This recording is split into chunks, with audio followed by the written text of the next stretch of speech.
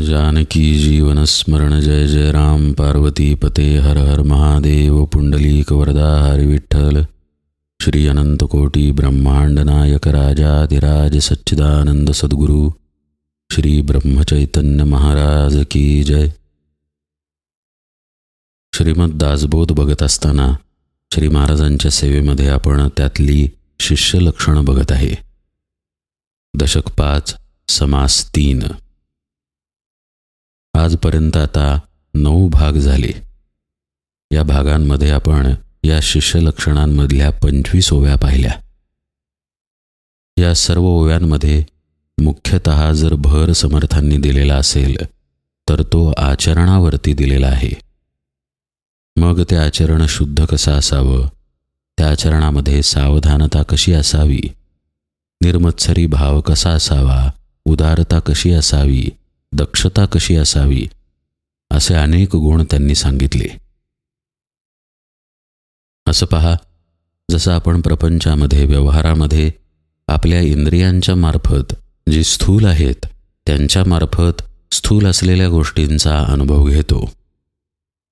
डोळ्यांनी पाहणं असेल किंवा नाकानं वास घेणं असेल, जिभेनं चव घेणं असेल, सर्व काही स्थूल या सदरामध्येच घडतं. अनुभव होण्याची मात्र प्रक्रिया सूक्ष्म आहे. आत्ताचं शास्त्र असं सांगतं की त्या ज्या काही जाणीवा आहेत त्या इंद्रियांच्या मार्फत मज्जातंतूंच्या मार्फत मेंदूपर्यंत पोचतात आणि मग आपल्याला कळतं की आपल्याला स्पर्श झालेला आहे, आपल्याला ऐकू आलेलं आहे, वगैरे वगैरे.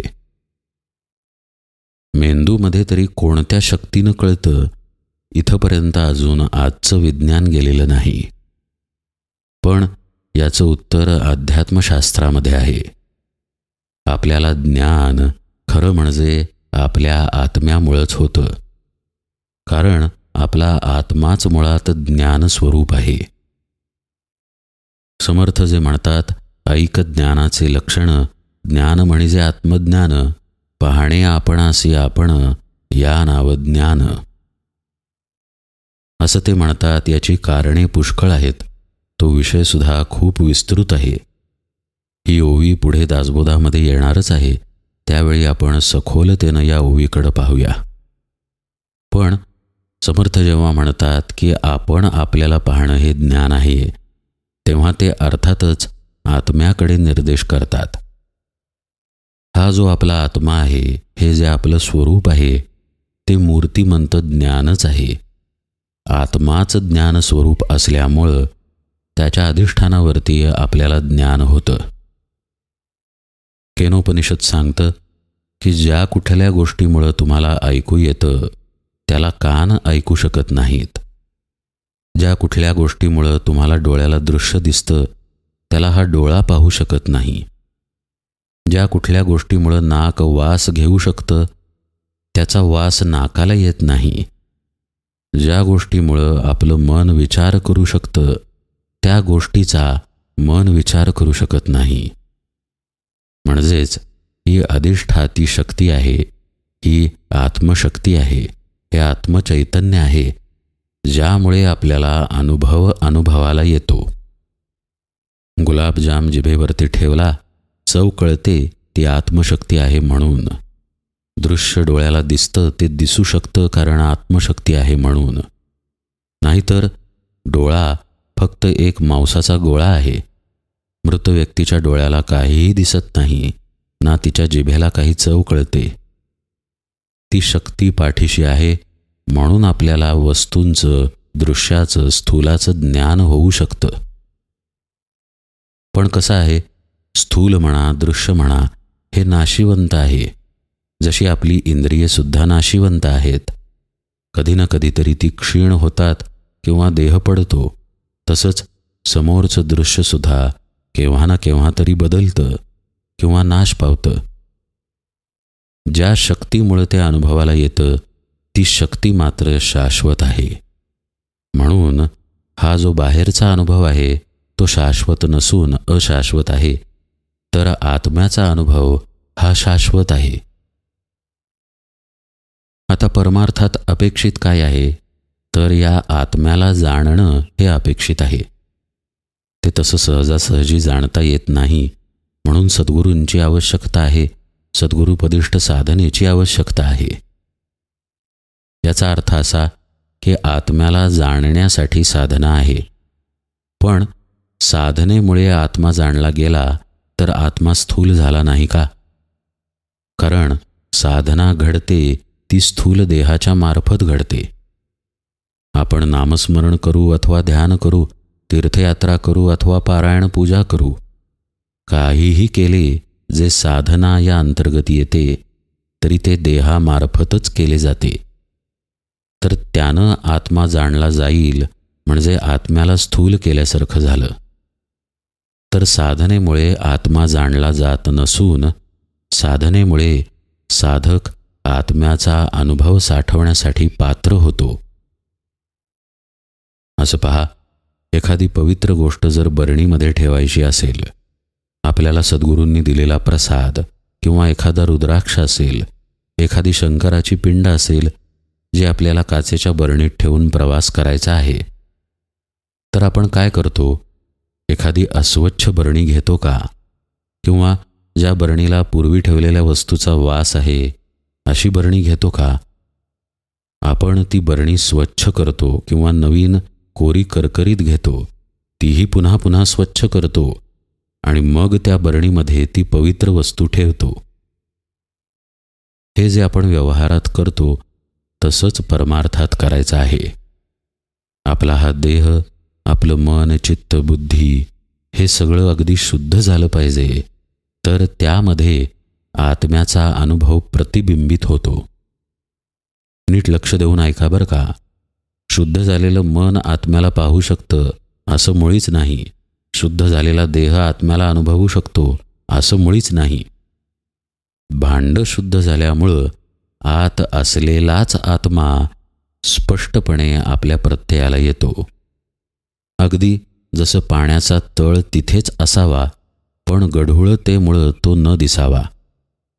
मग आता पाण्याचा तळ काय आपण वरती खेचून आणला का नदीच्या? मुळीच नाही. आपण फक्त गढूळपणा पाण्याचा कमी केला.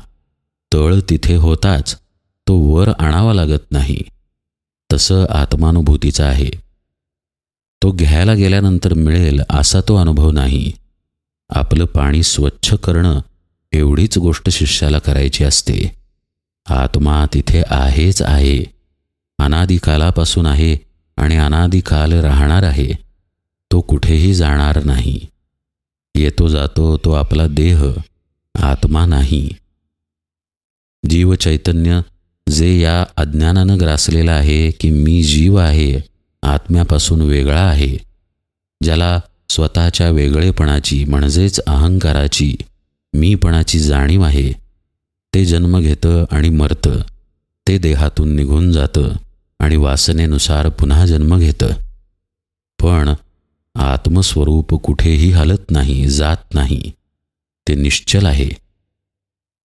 त्याला जर जाणायचं असेल, अनुभवायचं असेल, तर या देहात जोपर्यंत जीव खेळत आहे तोपर्यंतच हालचाल करणं इष्ट आहे किंवा गरजेचं आहे. म्हणूनच सर्व संतांनी कंठरवानं सांगितलं आहे की जोपर्यंत तुमचे श्वास सुरू आहेत, जोपर्यंत तुमचं जीवन सुरू आहे, तोपर्यंत ईश्वर भक्ती करा, म्हणजे या जन्माचं सार्थक होईल. कारण आपल्या स्वतःच्या स्वरूपाला ओळखण्याची क्षमता फक्त आणि फक्त नरदेहातच आहे. तर त्या संधीचा लाभ घ्या आणि त्याला ओळखा. आता त्याला ओळखण्यासाठी जी पात्रता लागते, जी बुद्धी लागते, तिला परमार्थामध्ये प्रज्ञा असा शब्द आहे. जसं की आपण गणित शिकतो पहा. एक 10, 15, 20, 25 मुलं वर्गामध्ये असतात. शिक्षक एक गणित सगळ्यांना शिकवतात. सगळ्यांना ते समान पद्धतीनं समजतं का? मुळीच नाही. एखाद्याला कळतं, एखाद्याला कळत नाही, एखाद्याला जरा बरं कळतं तर एखाद्याला अगदी उत्तम कळतं. असं का घडतं? कारण ते गणित जाणण्याची बुद्धी प्रत्येकाची वेगवेगळी आहे. पण गणित हा व्यावहारिक ज्ञानाचा विषय झाला. आत्मा म्हणजे कुठलं गणित नाही, कुठलं रसायनशास्त्र नाही, कुठला भूगोल नाही किंवा कुठला इतिहासही नाही.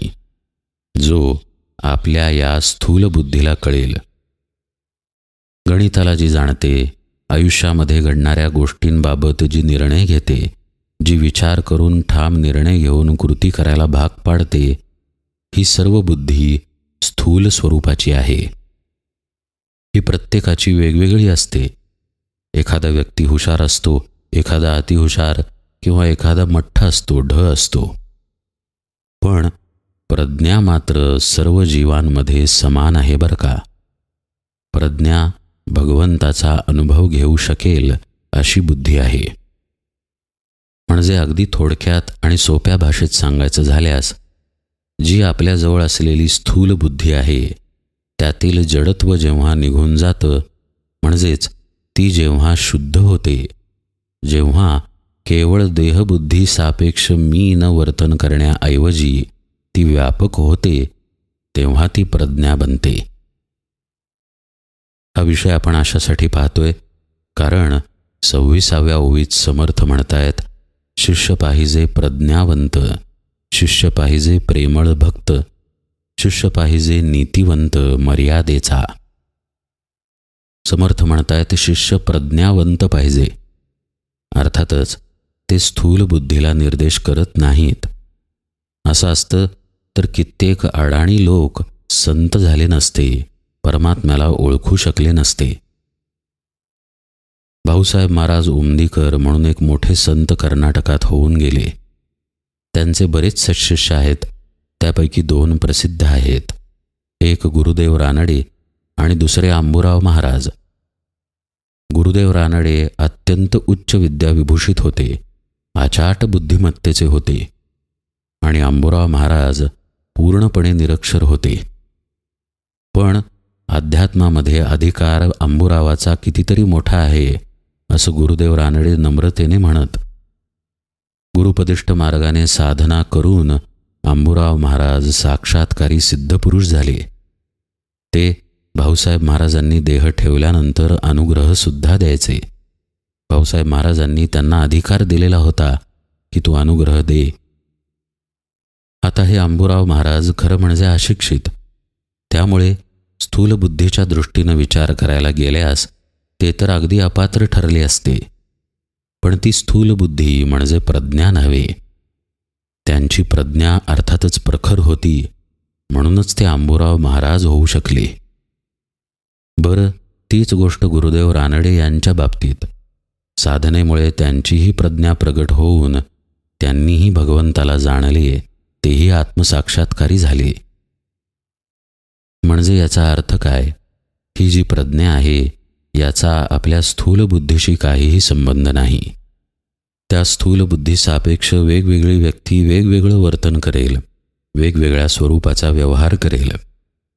कदाचित अंबुरावांचं घर तसं शिस्तीचं, तसं विद्याविभूषित पुरुषाचं दिसणार नाही, जसं गुरुदेव रानडेंचं दिसेल. पण आत्मा मात्र दोघांनी जाणला, स्वरूपाला मात्र दोघेही प्राप्त झाले. भाऊसाहेब केतकर इंजिनियर होते, पण ब्रह्मानंद महाराज वेदविद्या पारंगत अत्युच्च शिक्षित होते. दोघांच्याही स्थूल बुद्धीत पुष्कळ फरक आहे, पण दोघेही श्री महाराजांना प्राप्त झाले. ही प्रज्ञा परमार्थात महत्त्वाची आहे. असं पहा, सूर्य आपण आकाशात पाहतो. आता कोणत्या प्रकाशामुळे आपल्याला सूर्य दिसतो? समजा एखादी वस्तू आपल्याला दिसत नसेल तर आपण बॅटरी लावतो आणि बॅटरीच्या प्रकाशात ती वस्तू पाहतो. पण सूर्य आपल्याला कोणाच्या प्रकाशात दिसतो? सूर्याचाच प्रकाश आहे ज्याच्यामुळे सूर्य दिसतो.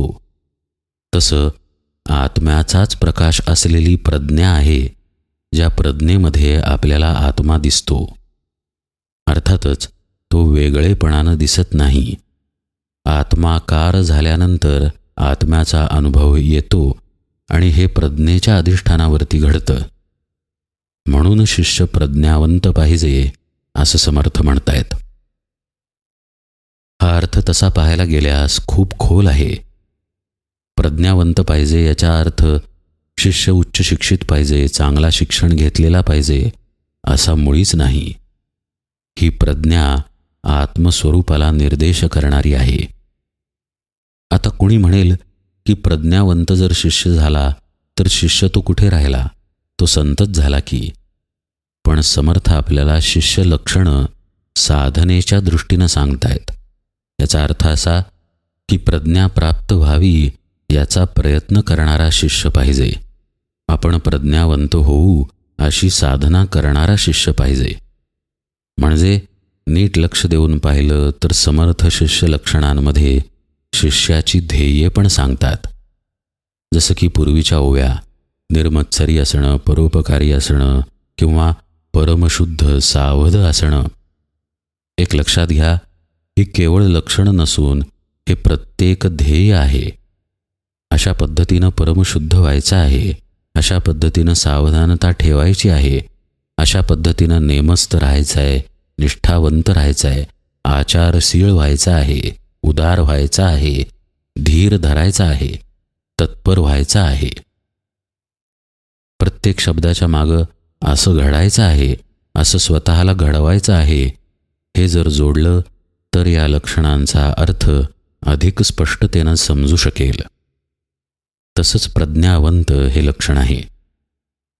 आपण वस्तुतः असे प्रज्ञावंत असत नाही. आपण आपल्या स्थूल बुद्धीनं आयुष्य जगतो. कोणाला एखादी गोष्ट बरी वाटते तर कोणाला एखादी नाही. असं पहा, एकच व्यक्ती असते, त्या व्यक्तीचा दुसऱ्या एका व्यक्तीला चांगला अनुभव असतो तर दुसऱ्या एका व्यक्तीला वाईट अनुभव असतो. ज्या व्यक्तीला वाईट अनुभव आहे ती म्हणेल की ही व्यक्ती काही बरी नाही, मला हिचा चांगला अनुभव नाही. हे तिच्या बुद्धीनंच तिला सांगितलं. दुसरी व्यक्ती म्हणेल ही तर अत्यंत प्रेमळ चांगली व्यक्ती आहे, माझ्या जवळची आहे. तीही गोष्ट त्याला त्याच्या बुद्धीनंच सांगितली. अशी ही स्थूल बुद्धी आहे. प्रज्ञा मात्र या सर्वांहून भिन्न आणि आत्म्याला जाणणारी अशी आहे. पुढे जे समर्थ म्हणतात ते या प्रज्ञेपर्यंत पोहोचायचं एक प्रकारे साधनच आहे. ते म्हणतात, शिष्य पाहिजे प्रेमळ भक्त. आता खरं म्हणजे जिथं भक्ती आहे तिथं प्रेम असलंच पाहिजे असं कुणालाही वाटेल, पण तसं नव्हे. समर्थांना हे विशेषत्वानं सांगावं लागतंय की प्रेमळ भक्त शिष्यानं असलं पाहिजे. नुसती भक्ती करणारा नाही, तर प्रेमानं करणारा. मतंग ऋषींचा आश्रम होता. त्या आश्रमात एक राजकन्या येऊन राहिली. तिचं नाव शबरी. ती बालवयात असताना तिचं लग्न ठरलं. तिच्या लग्नात बकऱ्यांचा बळी देणार होते. ते काही तिला पसंत पडलं नाही. ती छोटीशी मुलगी घर सोडून पळून गेली आणि मतंग ऋषींच्या आश्रमात राहिली. तिचा अत्यंत छळ झाला, कारण दिसायला सुंदर राजकन्या आणि घरातून पळून आलेली. पण ऋषींनी तिला आश्रय दिला. त्या मतंग ऋषींना सुद्धा त्रास सोसावा लागला, कारण तरुण मुलगी त्यांनी आश्रमात ठेवून घेतली. पण ते तिला म्हणाले की तू काळजी करू नकोस बाळ, परमात्मा प्रत्यक्ष प्रभू रामचंद्रांच्या रूपानं अवतार घेणार आहे. तो जेव्हा इथे येईल तेव्हा तुझा उद्धार होईल. झालं. शबरी प्रभू रामचंद्रांची वाट पाहायला लागली. एक क्षणही असा गेला नाही ज्या क्षणी तिनं रामचंद्रांची वाट पाहिली नाही. जंगलात आश्रम होता. आता प्रभू कोणत्याही वाटेनं येतील म्हणून आश्रमाकडे येणाऱ्या सर्व वाटा ती रोज झाडायची, रोज स्वच्छ करायची. भाव एकच की प्रभू आले तर त्यांच्या पायाला काटे लागू नयेत, दगड लागू नयेत. प्रेमळ भक्ती पाहतोय बरं का आपण, नुसती भक्ती नाही. जो संवेदनशील असेल, भावपूर्ण अंतःकरणानं हे श्रवण करत असेल, त्याच्या हे लक्षात येईल की इथं प्रेम कुठे आहे आणि भक्ती कुठे आहे, आणि प्रेमळ भक्ती म्हणजे काय आहे. भगवंतावरचा विश्वास, भगवंत मला भेटतील ही श्रद्धा, इथंपर्यंत शबरी थांबली नाही. ती आस लावून राहिली. तिला भगवंताचा ध्यास लागला. कधी येत आहेत रामचंद्र, आत्ता येतील का मग येतील, आले का ते, अशाच भावामध्ये ती राहिली, वाट पाहात. ही आहे प्रेमळ भक्ती. श्री महाराजांनी जी प्रभू रामचंद्रांची केली ती आहे प्रेमळ भक्ती. मग श्री महाराज जरा आजारी पडले तर त्या रामचंद्रांच्या मूर्तीच्या डोळ्यातून अश्रू आले. ही आहे प्रेमळ भक्ती. जी मीरेनी केली ती आहे प्रेमळ भक्ती. तीही राजकन्या दुसऱ्या एका राजघराण्यात लग्न होऊन गेली, पण नवरा कृष्णाला मानत असे. हे समाजाला, पंडितांना पटलं नाही, कुणालाही पटलं नाही. विष घेऊन स्वतःला मारून टाक अशी शिक्षा झाली.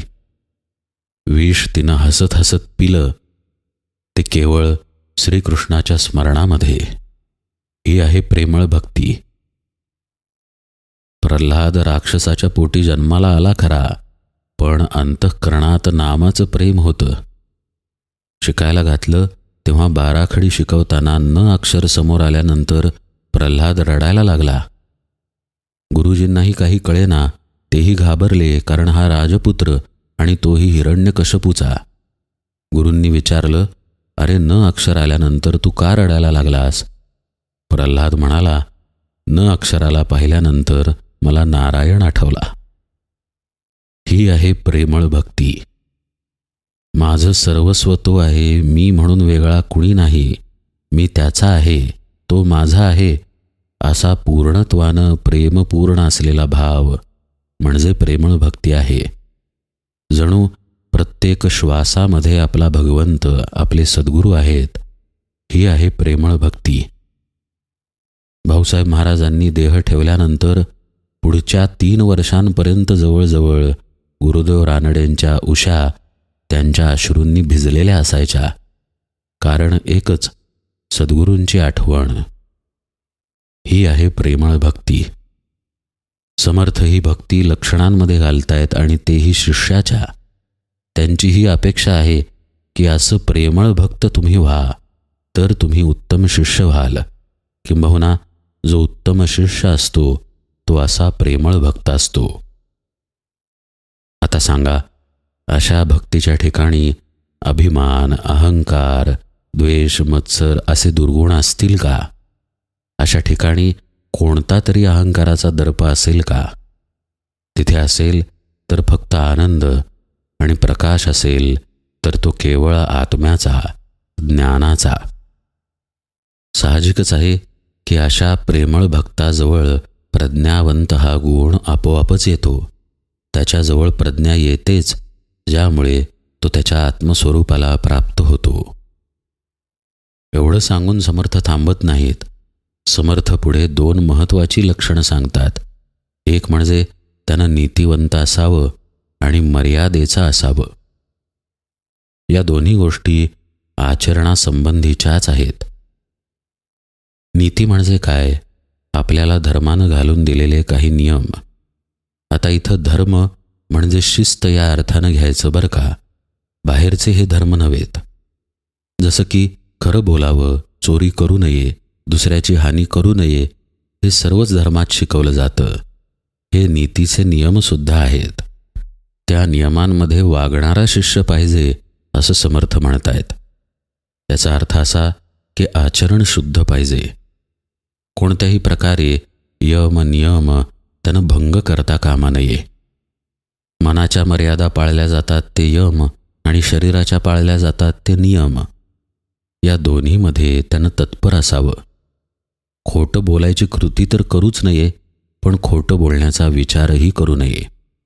चोरण्याची कृती तर करूच नये, पण चोरी करावी, पैसे लुटावेत असा विचारही करू नये. प्रत्येक गोष्ट अत्यंत महत्त्वाची आहे. जशी कृती महत्त्वाची आहे तसाच कृतीच्या मागचा विचारही महत्त्वाचा आहे. एकूण काय, समर्थ आपल्याला सांगतायत की शिष्यानं सांभाळून राहावं. कायम त्याच्याजवळ ही जाणीव पाहिजे की आपण कोण आहोत, तर आपण आपल्या सद्गुरूंचे शिष्य आहोत. आपण भगवंताचे आहोत. भगवत प्राप्तीच्या मार्गावरती आपण चालत आहोत.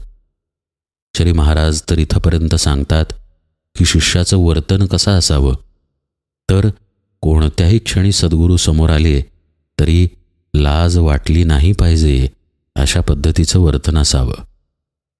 आता याचा अर्थ ज्याचा त्यानं समजून घ्यावा. अंतरी वेगळा भाव, बाहेर वर्तन वेगळं असं शिष्यानं असू नये. कुठलंही ढोंग त्यानं करू नये किंवा दंभ बाळगू नये. दंभ म्हणजे आपल्याजवळ जे नाही ते आहे असं दाखवणं. पैसा नसतो पण वर्तनातून असं दाखवायचं की मी कोण श्रीमंत. विद्या नसते पण बोलण्यातून असं दाखवायचं की मला किती कळतं. आपल्याजवळ खरं म्हणजे काहीही नसतं तरी सर्व आहे असं वागण्यातून दाखवायचं. परमार्थामध्ये अधिकार नाही तरी अधिकार आहे असं वर्तन करायचं. हा सगळा दंभाचा प्रकार. हे सर्व नीतीला सोडून आहे. हे कोणतंही नसावं अशी समर्थांची अपेक्षा आहे. म्हणून ते म्हणतात, शिष्य पाहिजे नीतिवंत मर्यादेचा, की त्यानं मर्यादा राखून वागायला शिकावं.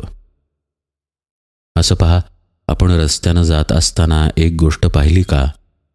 रस्त्यानं आपण जातो हे खरं आहे, पण रस्त्यावरती सुद्धा खुणा आहेत. काही गोष्टी ठरलेल्या आहेत की आपण डाव्या बाजूनं जायचं आणि समोरच्यानं त्याच्या डाव्या बाजूनं. रस्त्याच्या कडेला विटा रचून काहीतरी मर्यादा ठेवलेली आहे की याच्या पलीकडे रस्ता नाही. कोणती तरी रेष आहे जी सांगते की या पलीकडे तुम्ही जाऊ नका, इथे थांबा. अशाच मर्यादा आयुष्य जगण्याच्या वाटेवरती आहेत. त्या मर्यादांचं पालन करणारा शिष्य पाहिजे असं समर्थ म्हणतायत. या जर मर्यादा पाळल्या नाहीत तर जीवन स्वैर होईल.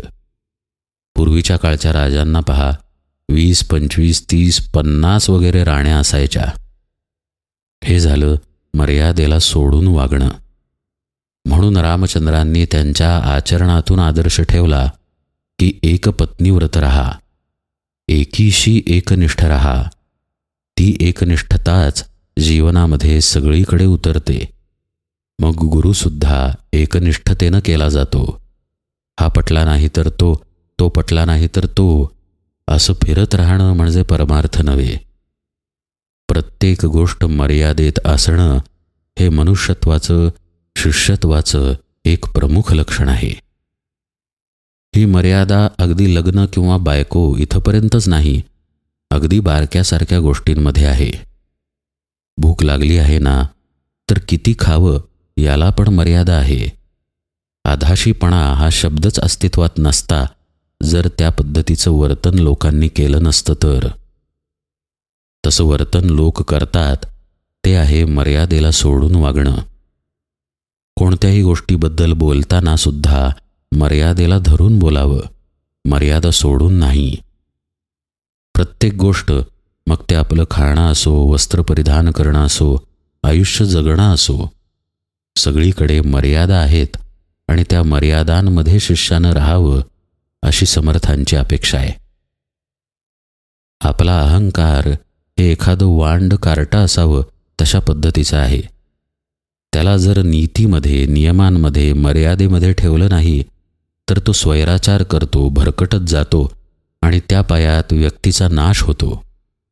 अहंकार आपल्या घरामध्ये आपल्या बायको मुलांपुरता असतो, पण तो वाढायला लागला की मनुष्य मग समाजातही मुरजोरी करायला लागतो. घरातही अभिमानानं, अहंकारानं वागतो, बाहेरही वागतो. असा त्याचा अहंकार पसरत जातो आणि शेवटी त्याचा नाश होतो. हे घडू नये म्हणून मर्यादा पाळणं अत्यंत आवश्यक आहे.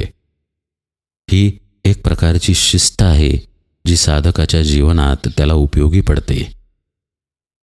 असं पहा, मला शांतपणे ध्यानाला बसायचं आहे, तर निदान शांतपणे एके ठिकाणी बसणं हे तरी अपेक्षित आहे ना. ते जमावं लागतं. त्यासाठी सुद्धा शरीराला शिस्तीत आणावं लागतं. तसंच साधकाच्या, शिष्याच्या संपूर्ण जीवनाच्या बाबतीत आहे. जर नीती नसेल, नियम नसतील, मर्यादा नसतील तर त्याच्या जीवनाला शिस्त येणार नाही.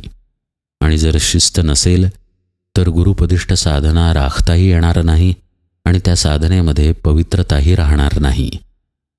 म्हणून समर्थ आपल्याला मर्यादशील राहायला शिकवतायत आणि नीतींचं पालन करायला सांगतायत. हा परमार्थ मार्ग अत्यंत शुद्ध आहे, परमशुद्ध आहे. कारण परमशुद्ध अशा आत्म्याला जाणण्याचा हा मार्ग आहे.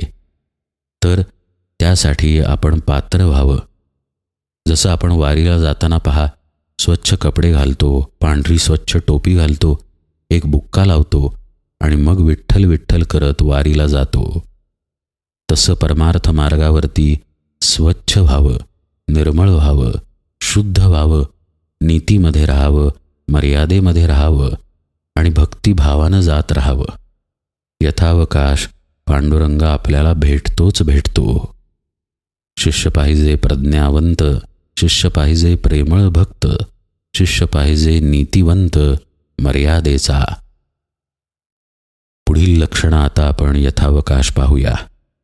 आज निरूपण सेवेला इथेच विराम देतो. जानकी जीवन स्मरण जय जय राम.